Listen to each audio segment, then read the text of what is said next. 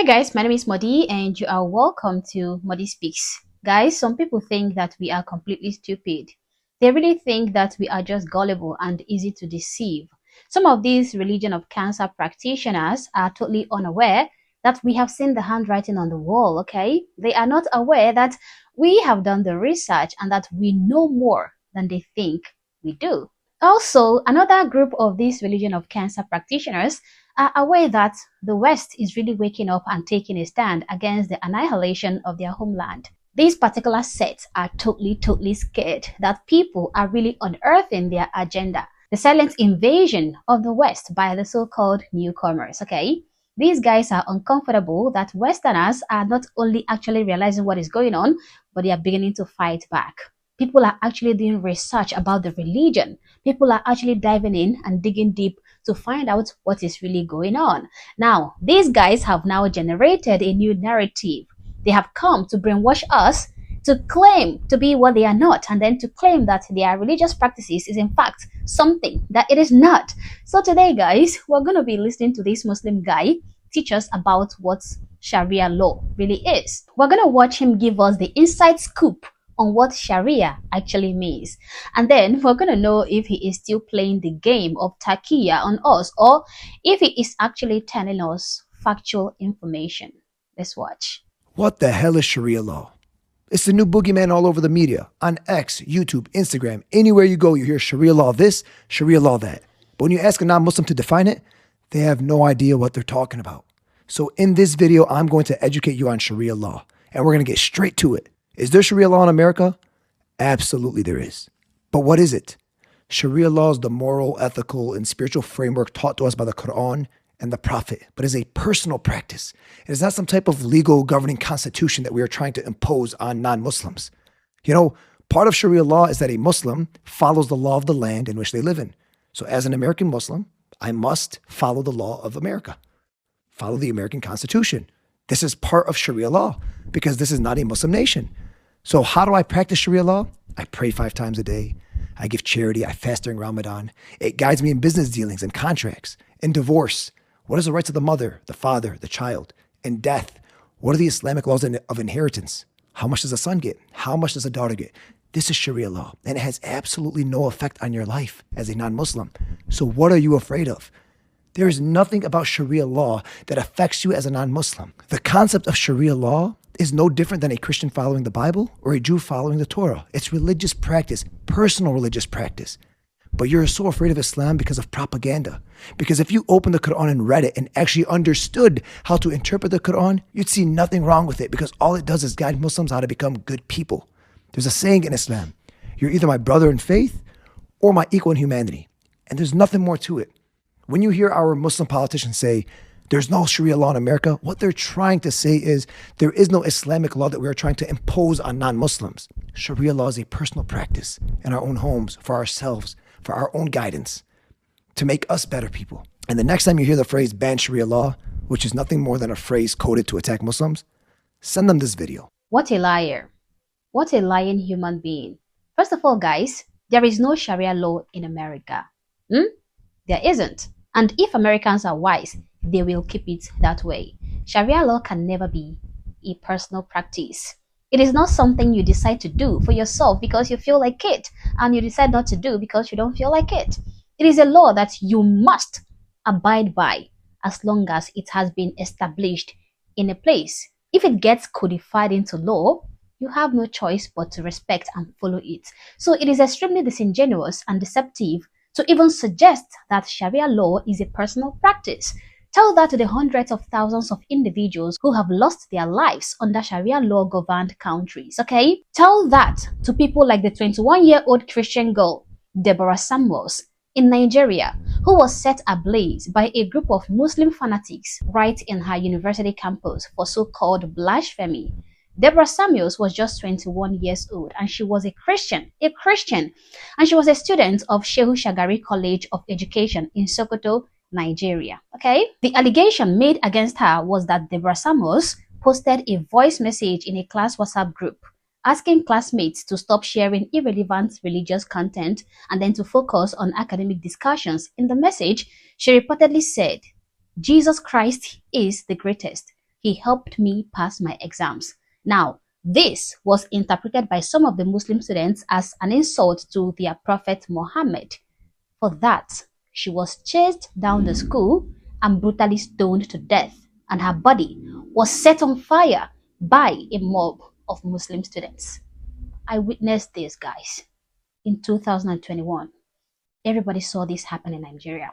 I'm not even talking about the man whose hand was amputated in Zamfara state in 2001 for stealing a bicycle. We have Sharif Aminu, still from Nigeria, who was sentenced to death by an Islamic court in 2020 for blasphemy against the Prophet Muhammad. He is a singer, by the way, guys. They want to kill him because of a song he made. Not to mention the thousands of Sharia courts that have sentenced Nigerians, thousands of Nigerians, if not millions, to death by stoning for adultery or some of these other stuffs. I haven't even gotten to Iran or Pakistan or Qatar or Indonesia or Saudi Arabia or even Afghanistan. Afghanistan, where millions of people are going through hell under the same Sharia, okay? Where female cats have more rights than a woman. Where female cats can run around the environment, look around their neighborhood from their balcony, go to the park alone, and even meow as loud as they want. But real human females are forbidden from enjoying any of this freedom to the extent that they are not even allowed to speak loudly in their own homes for fear of their male neighbors hearing their voices and then being tempted by their voices. It is that bad. So tell these guys that Sharia is a personal practice. Go tell them that. You can choose to live by it or you can choose not to. You don't have to respect Sharia law if you don't want to. All hogwash and balderdash. Sharia law is plain indeed when this is nothing but the same old Takiya playbook, okay?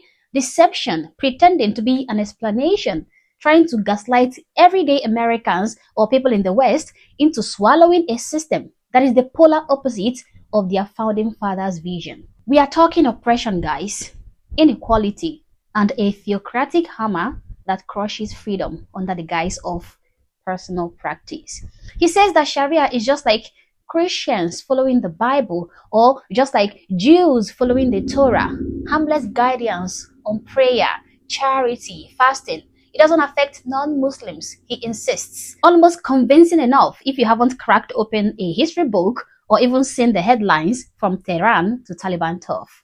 Guys, this is textbook minimization, okay? He is painting Sharia law as some feel-good self-help application, ignoring the brutal reality that has enslaved millions of people. Sharia isn't personal when it is codified into law, and it is in over 30 Muslim majority countries, enforcing everything from floggings to fatwas, not to mention the jizya tax you have to pay if you are a non-Muslim, nor the beheading you will have to endure if you want to leave Islam. He waves off all this fear as propaganda, but the truth is that it is not propaganda. This fear is real and potent. We are afraid because we have seen it happen. Americans have seen it, okay? Women stoned for adultery. Gays hauled up to buildings. I don't support gayism, but I don't support you hauling them up the building or stoning them to death. Apostates hunted like dogs. That is not boogeyman stuff, guys. That is barbarism clashing head-on with the American Bill of Rights. Also, I really find it very, very interesting that he chose to caption his video this way. Sharia law explained, tag the biggest racist and the biggest clowns. He outrightly called anybody who disagree with him as racist and clowns. That is just a pathetic way of dissuading people from criticizing his stance. It is a cheap shot to shut down debate, labeling any pushback as Islamophobia or racism. I have studied these people by their playbook, and that is what they do. They invade you and slowly insert their agenda. But then when you notice and then you call them out, they pretend to be helpless victims and then they start crying racism and Islamophobia. But wait until they become the majority. Then you will understand how dangerous they are and how dangerous their Sharia is. I have noticed the West bending over backwards for these people, for tolerance, okay? Mosques popping up everywhere, halal sections in stores, even Sharia councils in the UK arbitrating divorces that leave women penniless. And what do you get? More and more demands. Sharia challenges the rule of law at its core. demanding supremacy over secular justice. It is not personal practice when imams in Dearborn, Michigan preach that US laws are man-made trash next to Allah's word. He says, Sharia guides business dealings, contracts, divorce, inheritance. That sounds very small, that sounds very benign, right? But when you dig deeper, you will understand that under classical Sharia, straight from the Quran and the Hadith he reveres, a woman's testimony in court is worth half a man's. Women are just, half humans. As for inheritance, daughters get half what sons do. Divorce, men snap their fingers with talak, and then the women, they beg for kula and often lose custody because mom's tainted. Mom is already dirty. Sharia systematically discriminates against women and non-Muslims, enforcing cruelty that is alien to the West's equality under law. And apostasy. If you leave Islam, guys, that means death in places like Saudi Arabia and Iran.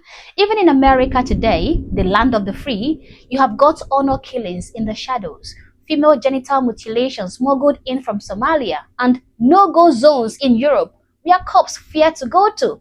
Cops don't even go there. This guy's education and explanation skips all of that. Why? Because admitting that would shatter the narrative. He compares Sharia to the Bible. Apples to hand grenades, my friend, okay? The Bible inspires abolitionists and civil rights marches, whereas Sharia has been the whip cracking over slaves in Sudan and the noose in Yemen. Christians fight this not out of hate, but out of love. Love for the liberty their veterans bled for, the equality their constitution enshrines. We are tired of the gaslighting. It is not just prayer and charity, sir. It is a Trojan horse for theocracy. And videos like this are the velvet glove hiding the iron fist. As always, guys, these are my thoughts and my opinions. Please feel free to share yours in the comment section below, but do so respectfully. Also, if you're not yet subscribed to this channel, honestly, I don't know what you're waiting for. Subscribe to the channel. Like and share this video to keep people informed, and consider joining my membership or supporting the channel in any way that you can. Thank you for watching this video, and I hope to catch you on the next one. For now, peace.